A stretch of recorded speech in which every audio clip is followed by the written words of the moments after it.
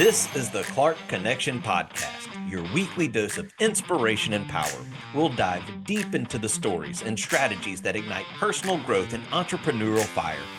Join us as we empower you to take control, level up your leadership, and build the life you deserve. Get ready to rise, to thrive, and to finally become the leader of your own destiny.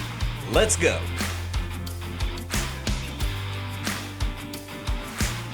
Welcome to the Clark Connection Podcast. It is great to be with you. I'm your host, Aaron Clark, aka The Coach.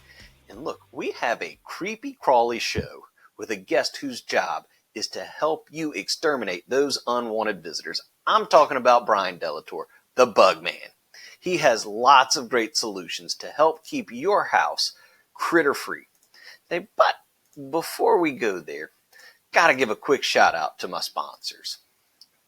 We got Bobbie with the Comfy Quest LLC, Andrew with Automate Integrate Professional Services, Wayne with 7K Metals, Chris and Jess with CNJ Embroidery, and Joseph with Landscape King. And look, if you need any of that stuff, any of those services, if you're looking for that craniosacral therapy or trying to automate your business, that invest in silver and gold, they get some stuff embroidered or that screen pressed, or even just help with your lawn and your landscape, hit these guys up. Tell them Coach Clark sent you. And they do have special pricing and discounts for my guest. Also, if you are looking to get in touch with me, hit me up on all social media at Coach_A_Clark. We also now have the Clark Connection Podcast with its own Facebook page and Instagram account. Make sure you go and follow. That way you can keep track of all the great content that's getting put out there. Or you can reach me on my website at CoachAClark.com. That's CoachAClark.com. And if you reach out to me, guys, I will make sure to get back to you within 24 to 48 hours. And let's get to know Brian a little bit better before we get connected with him.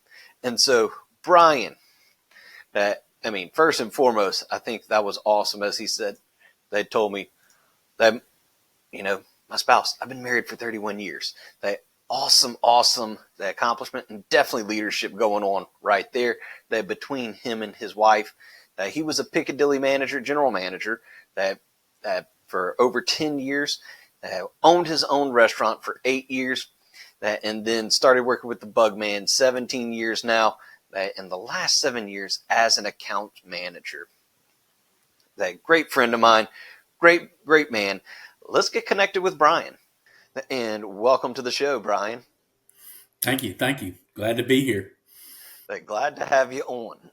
And so, I guess just to kick things off, tell us, who is the Bug Man? What do you guys do? All right. The Bug Man's it's a locally owned company. It has been since 1977. We do all kind of pest control. It's full service pest control. We do nuisance animal. We do bed bugs. We do just exclusion, different things like that. But our bread and butter is just general pest control as well as termite coverage. Okay, and so when you say nuisance animals, what do you mean by nuisance animals? Things like raccoons in your attic or the squirrel in your attic or a skunk under your desk, all of which I've had to deal with, I'll say that sounds stinky. It was pretty rough. It was pretty rough. We had to do some odor control first before we could get there, and then we caught it, and it was interesting to get him in the truck. So, oh, I bet. Do y'all have suits or whatnot that you wear? Because I can't imagine having that stuck on me. My dog's been sprayed before. It was more, and I had to get online and figure out how to.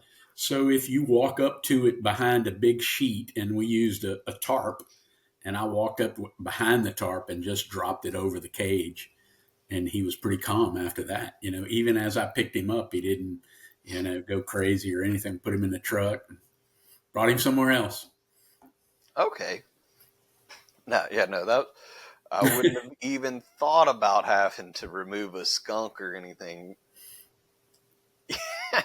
Skunk, snake. I've gone to a lady's house who had an open wall, and she had a snake go in and we tried to lure the snake out, and this, that, and the other. And finally, we're just sitting there waiting, and then the snake comes out, and I grabbed the snake from the back, but it was so thick and powerful that he just went right back into the wall, and it just slipped right through my hand. We never caught that snake, so I don't know what happened to her. Yeah, I'm moving houses.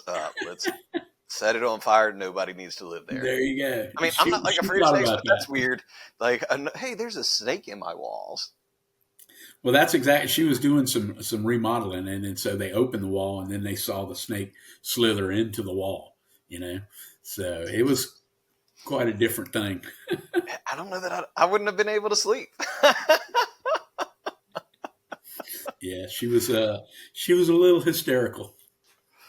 And rightfully so. Man. Well, I told her, I said, well, if you close up the wall, then the snake's just going to die in there. She said, you don't think it'll get in the attic? I said, not with the faceplate that you have there on the top of that wall, but I guess it's possible.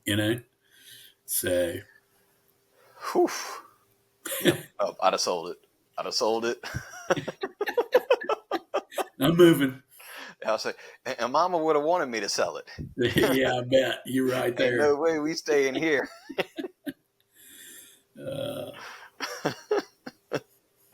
But I mean, if it was in my mother-in-law's, I'm joking. Yes, indeed. Then you wouldn't tell her, huh? You would just let it go. Oh, there you go. Oh no, I would tell her. No, yeah, that's like her number one. There you go. And then you said mostly the general pest control is the main thing. Yes, sir. Just ants, roaches, spiders, fleas, just different general pest control that we take care of. Like I said, we also do, things like bed bugs or crazy ants. But again, our bread and butter is pest control and termite coverage, really. Yeah, and I was about to say, I guess moving towards the end of February, into March, that's got to be a big concern. We are waiting right now for our first termite swarm of the season. The native subterraneans usually swarm in February, but with the cold weather that we've had, it's kind of slowed them up. So I would say once it warms up in the next week or so, we will have our first swarm of the native subs, and then later in May you'll have the Formosan termite swarm back then in May. They usually swarm Mother's Day. Now, what's the difference between those two termites? So they're both from the ground, subterranean termites, but the Formosan is a lot more aggressive. It actually eats 10 times faster than your native subterranean, and it's a termite that was brought in through the shipyards in New Orleans on different pieces of wood and ships and different things like that. And now they've migrated through New Orleans, and we have them as high up as Alexandria. Oh, wow. Yeah. Man. And the people at LSU have tracked that migration north. Yeah, I guess there's not a whole lot you can do just to stop it, huh? Not really. For the swarming, you can always turn your lights off and different things like that. The Formosan termite is attracted to light. I don't know if you've ever seen, outside when you see the street light and a bunch of bugs all over it. That's a lot of times that's the Formosan termite swarm. Okay, so the ones that I see out on the street that are around like ball fields and all that. Exactly. Those are the Formosan termites. Gotcha. Whew. I was about to say, so they're out by the bunches. Oh, yeah. And it's the sheer number, but they're also, like I said, very aggressive eaters. They eat 10 times faster than your regular subterranean. And so, what would you guys be able to do to help if you were to come that to somebody's house, how do y'all help prevent that from happening? All right. So our best weapon we have now is the Centricon baiting system. We put it around the structure. Um, the termites are attracted to it. They'll go to it. They feed off of it, and then they'll feed it back to the colony, which that'll kill the colony, including the queen, and that's what you want. Okay. And so y'all just set up several of those around people's house, or? It's one every 10 feet all the way around the structure. Uh, and like I said, termites are attracted to it. They'll go to it.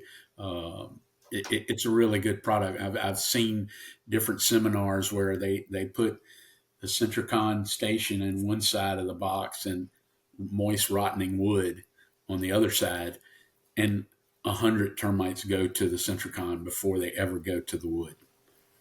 Interesting. Yeah, and that's their natural, diet. No, that's kind of what I was wondering. I said I figured it would probably be about half and half, but No, 100% of them is what I saw it, and it's hard to almost fathom. Like you said, you'd think, well, some of them would have gone over there, but not at all. And the Centricon station it's a piece of faux wood that goes in the ground that's treated with a termiticide. So there, I don't know all the bait matrix of it as far as what's in it, but I know it's certain amounts of clay and different pheromones that they're attracted to. yeah, I was about to say, and the stuff that the scientists are able to figure out on how to do whatever it is that they do that's pretty cool. Well, and I've, again, in different seminars, they're a very social insect. They're similar to the ant, where everybody is working for the greater good of the colony. Everything they do is for one thing. Yeah. And now, what about like as far as that, just the regular pest control? Like, are y'all seeing a lot of that right now, or most of what y'all are looking at is termites? Yeah. We get, I don't know the amount of calls we get every day, but it's just general pest control. We come out on a quarterly service. We'll treat the outside of your home.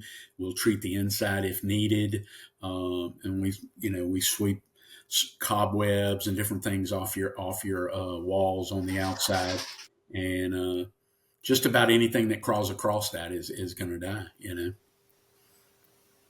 Okay. No, that makes sense. And so, like, what else are other services that we could get through the Bug Man?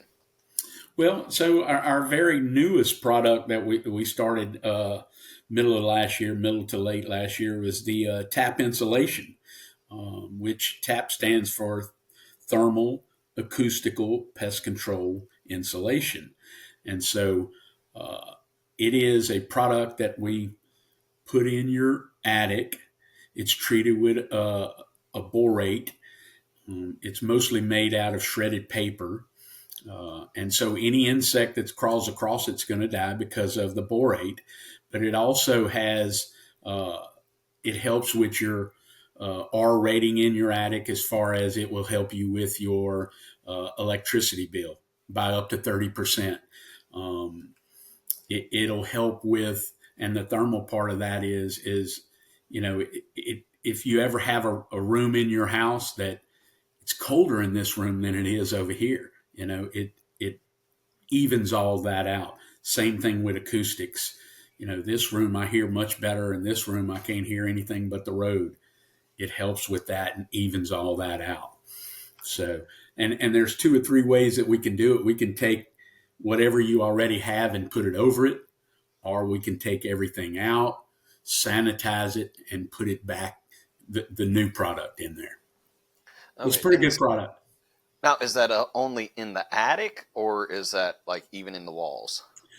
We can do it in the walls, but probably 95% of it is done in the attic, and something else I forget to tell you, and I know me and you have talked about it, is that it actually is also a little fire retardant, where if your house catches on fire, it's just going to smolder the fire. It's not going to ignite the flame or make it any higher. It just kind of smolders. Again, it's not going to put out the fire, but it's not going to allow it to spread, and it literally eventually helps with putting the fire out.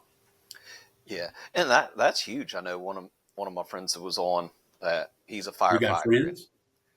and that's what he said is attic. He's like, if the fire starts in the attic, he's like, that's the worst place for it to start because it's just gonna. He said, pretty much all we can do at that point is just let me go cool down all the other houses around it to make sure. Yeah, Like, let's get the water hose or get yep, the fire department out. yeah. So that's really cool. Yeah, I know. Yeah. I know. I still wish they would have let you do that at the last presentation. I wanted to see that so bad. Well, my wife wouldn't have been too happy about that. So. Yeah, and now then I'd mentioned that as well, and before I even go into that, and guys, if you found this content good so far, make sure you hit that subscribe button, get the notifications. This will help us to continue to bring you Please. great content, great product, and great guests that just like Brian. And so, Well, thank you. Make sure you subscribe to Aaron there. He does yeah, a great job. yeah, I'll say I try my best to bring y'all good stuff. And so, you've done a couple of other things as well. So, tell me about the managerial role at Piccadilly, and then how that transitioned to then saying I want to open my own restaurant. Okay, so I was actually a Piccadilly manager for 10 years.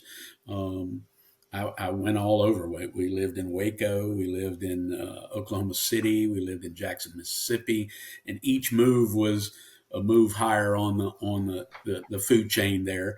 And then I became general manager in Jackson, Mississippi. And then I worked at two different ones as a general manager. One that was a low end income and one that was a high income. So I learned a lot from both. And then over the years of doing that, my in-laws, my father-in-law and mother-in-law always wanted to open a restaurant. So we decided to move back to Baton Rouge, and we actually moved to Zachary, and we started a business with them. Now, my wife is a speech pathologist, so she helped on weekends and this, that, and the other, but mostly it was me and my father-in-law and mother-in-law that ran the business. Okay, cool. Now, Yeah. now with that, with the restaurant, did y'all sell it, or did y'all close it down, or? Well, it was a situation where my mother-in-law got pretty sick, and she was in the hospital for a while. She was in Tulane, and she needed a liver transplant. And my father-in-law was like, "Look, Brian, I know it's just you and I, but I need to be down there, so it's just going to be you." And so it's a lot for one person to run, that full-scale sit-down restaurant. So we just closed on one Saturday, and we never opened again. We sold everything in parts, tables, pans, everything that we can, refrigerators, and moved on. That's how I got with the Bug Man. I had a friend of mine who was a frequent guest at my restaurant, and I would tell him, I said, I think we're going to be closing. You got something for me? You got a job for me? And he kept telling me no. And then one day when I told him that we are closed, he said, well, I do have a job for you. And the one thing I said was, well, before I say yes, what exactly am I going to be doing? And he told me, and this is true to today, is that it's 80% of scheduling yourself and getting along with people, and 20% of actually killing bugs. And again, that's still true today. You have to be a self-starter. You have to be able to follow and be nice to people, say so. He said, you'll be all right. You could talk to a signpost. So I said, all right, thanks. It was a good move, I tell you. Yeah, I'll say that's my newest one that I've heard that I absolutely love was could talk the horns off a billy goat. Yeah, I like that. It sounds like my father-in-law, something like that. Yeah, he definitely had. We call them Homerisms. No, that's awesome. And so, what would you say was the biggest difference? Like, what were the things that biggest differences between being the general manager at Piccadilly, say, versus that being your own boss? Well, quality of life went up. Working at Piccadilly and having your own restaurant, I worked every Saturday and Sunday. Piccadilly, I worked Christmas Eve, Easter Sunday. Some of those were some of the busiest days of the year, Thanksgiving Day. Uh, and so just quality of life, I think in 16 plus years with the Bugman, I might have worked 8 Saturdays in that time. And most of those was after the flood when we were doing mold remediation and different things like that. So I was glad to do it then. But, just quality of life to be off on Saturday and Sunday. I don't know how people do that now, after having done it so long, and how not having done it even longer. Yeah. And I guess I was kind of more asking, like, as far as like with the Piccadilly versus your restaurant, like what were the big things that you Well, noticed? with Piccadilly, you had to do corporate things and you had to, meet deadlines and different things like that. Whereas with your own restaurant, you had a better time frame. You had a better understanding of what you were and weren't making. On Piccadilly, we just knew the numbers we would hit, but not so much how much money we made. You know what I'm saying? So that was different. And then just one thing I did notice is that, when you own your own restaurant or own your own business, people came in to just see us, that they came to eat because the food was good, but they were nice to know the owner or my father-in-law. And that was an eye-opening experience too. Yeah, I could see that. What was y'all specialty dish? What was your like? Hey, Crawfish etouffee. crawfish Crawfish etouffee. etouffee was probably one of our biggest dishes. We had steaks, we had seafood. I tell the story all the time. We started out making the bloomin' onion, you know, and after about 3 weeks, we couldn't get it right. I don't know. We took a class, learned how, had a guy come in and show us, still couldn't get it right. And so one Friday night, we were backed up 3 or 4 blooming onions and we couldn't get them out. So we couldn't get the rest of the food out. And so I told everybody we no longer sell the blooming onion, And so I went to each table. Sorry, your food's coming out, but you won't be getting the blooming onion. And then we went to a different making onion rings with real thin onions, and that came to be one of our biggest dishes also. So pretty neat. Yeah, I was about to say I'm a huge fan. I like the onion strings, like the real Yeah, tiny. that's how they were. Yeah, we sliced them on a slicer, real thin. Yeah, that was good stuff. Oh, that is good stuff. Whew. Yeah, because I'm not too big on the blooming onion. I think it's just because you got to pick and pull, and Well, so it was a process. You're supposed to cut it and soak it over so long in cold water and then let it drain. We just never could get it right. So it was a good move to go away from it. That's for sure. yeah. But I mean, that's one of those things, with life or anything. You learned that it wasn't that Exactly. you failed. You just, hey, we're gonna make a quick adjustment. Oh, onion strings, they work. There you go. Cool. It, Moving it away was it from was a good move. That's for sure. yeah.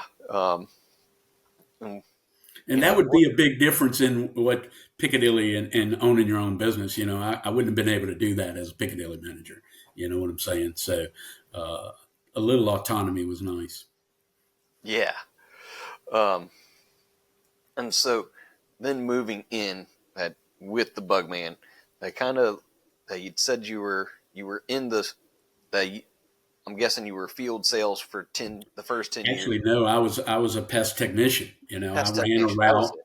I couldn't remember. killing bugs and like I said, scheduling myself and this, that, and other. And over the course of 6, 7, 8 years, I grew to be one of the biggest routes there.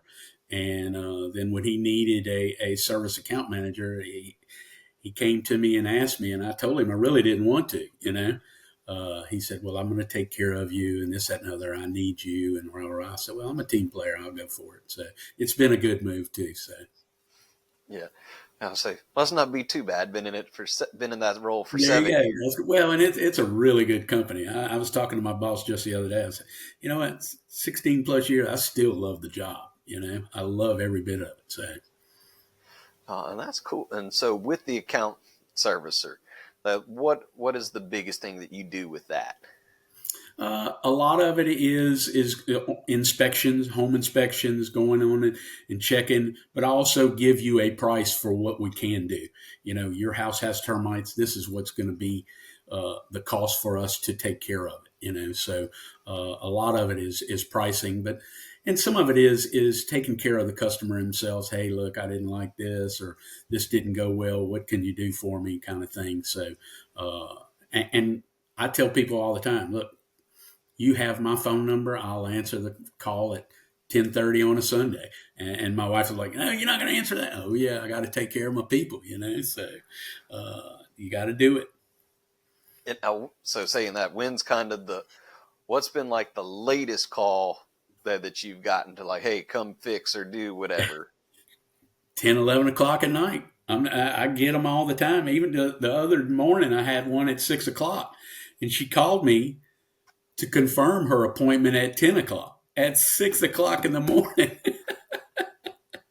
So I still answered it though. hmm Now with the late night ones, or what are they typically mostly regard? Mostly Or what they hear something in the attic, or we just found that we do have termites. When's the earliest you can get out there? Now, a lot of times we're not going to be out there that night, you know, but at least will take the call and work my schedule to where I can be there as soon as possible. Maybe the next morning, maybe by noon the next day, something like that. You know, try to ease their worry about it. okay, so y'all typically aren't making the service call at 10, 11 o'clock at night. No, no, no, no. I would have to do it because then technicians wouldn't want me to call them at 11 o'clock. Hey, look, I need you to go. So, but we do have a good crew, but probably not on Saturday and Sunday at 11. Yeah, I don't blame them. I Yeah, don't blame them. I wouldn't want to be working at 10 or 11 on Saturday or Sunday exactly. night either. But no, that's cool, man. All the different things y'all got going on. I like.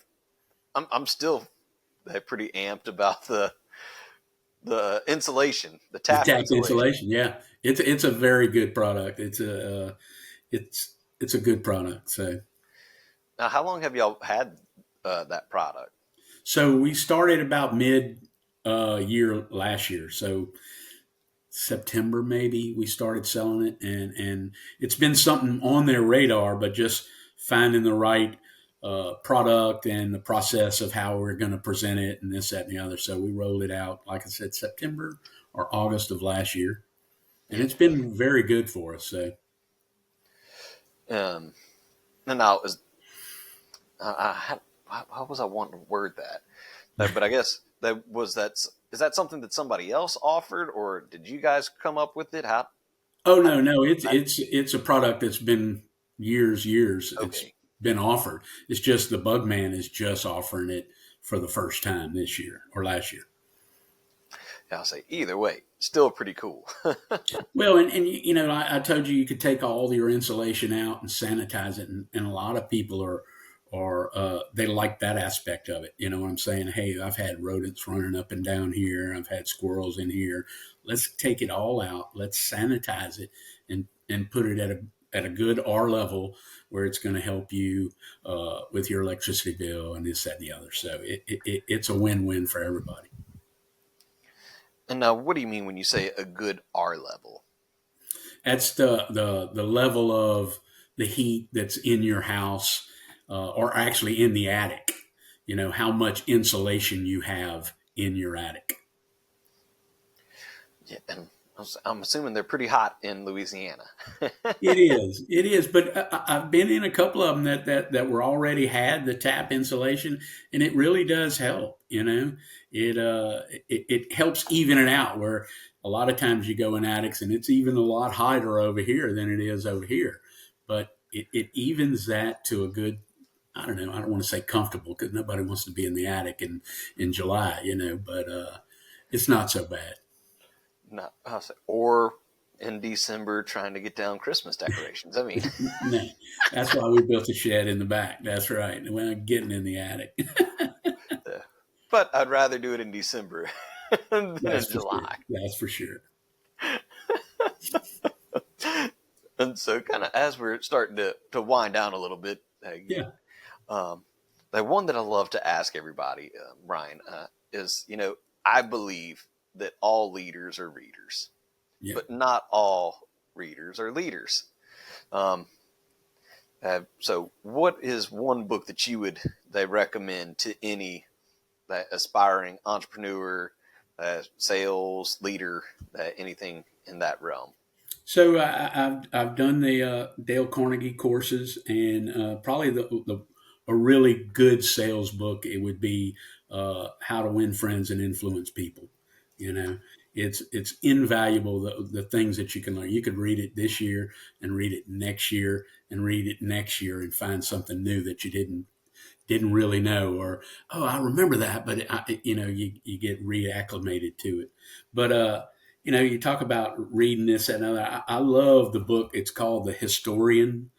It's a fictional historical fiction book, and it's one that I love. It's a story of parallel and a character who is a real character who is close to Count Dracula.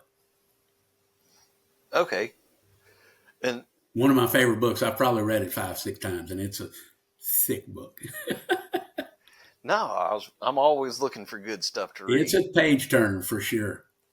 And I know, that's one I recommend everybody, is How to Win Friends and Influence People. Oh yeah, that's because, like I said, you could read it every year and learn something new again. I'll tell anybody, if you're in any business doing anything, what are you actually doing? You're trying to win friends and influence people. That's right. That's right. Such a good one. Such a good one. Oof. And even that, because I know the one I had up, that one of the more originals, from when he wrote it back in 33. That's always been, I guess I now have to say 1933 because we're getting very close to 2033. Huh? Golly. I hope we make it there. There you go. But it just hearing how they actually that work with other people and right. Coming to that common solution that to get people to help you. And it works for you and your organization. It works for me and my organization and someone else. It's a universal. It's really a good guidebook. It is. It is. And then how about what are you currently reading or maybe have just finished reading? I'm dead center in the middle of a book by Matthew Kelly. It's Slowing Down to the Speed of Joy. It's a really good book on trying to prioritize your life, what is important and what isn't, and even things that you think are important that really aren't as important as you really think they are, in the grand scheme of things. It's also a page turner, but that's how Matthew Kelly is. He's a great book writer, and he does a lot of podcasts too. Yeah, I'm definitely making sure I got that down because he's good. He's the originator of an organization called Dynamic Catholic. Okay, what's that? It's just a Catholic organization that spreads the Catholic word. Okay. No, that's cool. Yeah. And he's got all kind of, like I said, podcasts. This has got to be about the 6th or 7th book that I've read that he has written. No, I'll definitely have to check that one out. Please do.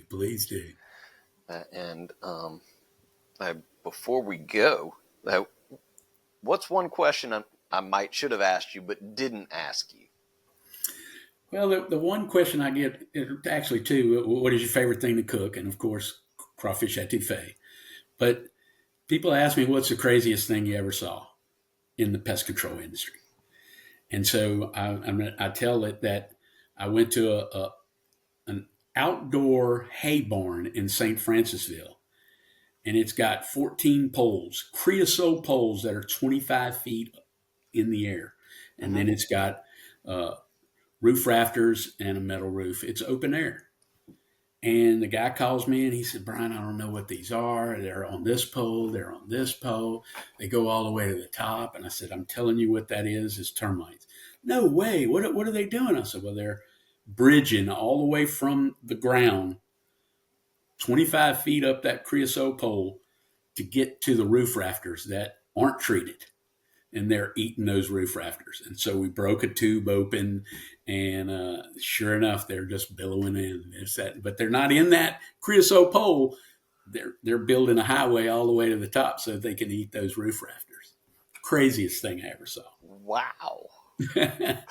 I should have sent you that picture. That's a good picture. Yeah, that would have been a good one Maybe to see. next time for sure. Yeah, definitely, man. And so, that Brian, if people want to get in touch with you, that try to schedule an appointment that to come and see that, or see if you can help them with their termites or anything like that, how do they reach you? How do they get in touch with you? All right, so you could always call the Bug Man, and they and ask for me, or they will get you in touch with me. But if you just want to call me personally, my number, and that's the Bugman number, 923-2847. But my personal number is 225-270-1074. And just like I said earlier, I'll answer the phone at 10:30 at Sunday morning, Sunday night, so give us a call. Yeah, I was about to say, and all of this information, guys, for those of you that are watching, you can see it on the screen, but if you're listening, I will have all that. It's in the description below, so you can get in touch with Brian and make sure you keep your house safe from all these Bugs. pesky pests. There you go. So, well, Brian, I've enjoyed it. I appreciate you getting on and sharing with us. Well, thank We'll you, definitely Aaron. have to do it I again. appreciate you, approaching me about it, and I know what you do has been real good. I've listened to several of your other ones, so I was excited to get on and discuss. And like I said, maybe next time I'll bring that picture and show you that termite tube that's going 25 feet up in the air. Yeah, absolutely, absolutely. Well, Brian, I appreciate it, and we'll definitely do it again. Wow, wasn't Brian great? I hope you enjoyed that just as much as I did, connecting and having a great conversation with a great guy, and also being able to see how somebody like Bugman can help you with your pest control needs. A few key takeaways that I got from our show is, one, customer service that is crucial in the pest control industry. And it's not just there, guys. Customer service is crucial in all industries. And another thing he talked about was termite swarming. It typically happens from February to May, which is right about the time that we're getting started when this episode airs. So you definitely want to make sure you've got that under control by where you live. And he really talked about the Formosan termites and that they're more aggressive and eat faster than our native termites here. And the good way to go about battling that is with the Centricon baiting system and how effective it really is for doing that. And another one that I thought was really cool was how he mentioned that the tap insulation. Not only does it help better regulate pest control in your attic, but also the energy efficiency that it brings about. And it's flame retardant. So you could literally take a torch to it, light it, and it will just kind of smother. It won't really burn and catch fire. Really cool stuff right there. And so, in closing, guys, if you are looking for leadership or personal growth training, this could be for you, your team, an event, I'd love to be able to help you on your journey. Look, all of my contact information, it is listed below. Make sure you click to subscribe, get the notifications, all that jazz, so you won't miss out. And it helps us continue to bring you great content and great guests. And so, remember, you don't need to be great to get started. but you have to get started to be great. Keep leading, keep growing, and keep innovating. Until next time, stay inspired and connected, and I'll see you on the next episode of the Clark Connection Podcast. Thanks for listening to the Clark Connection Podcast, where my goal is to add value to you. Make sure you like, subscribe, and follow the show. You can also connect with me via my website, coachaclark.com, or on all socials at coach_a_Clark. The links are in the description. Huge thanks to my sponsors, Wayne with 7K Metals, Bobbie with the Comfy Quest LLC, Andrew with Automate Integrate Professional Services, Joseph with Landscape King, and Chris and Jess with CNJ Embroidery. We look forward to bringing you more great content. See you next week.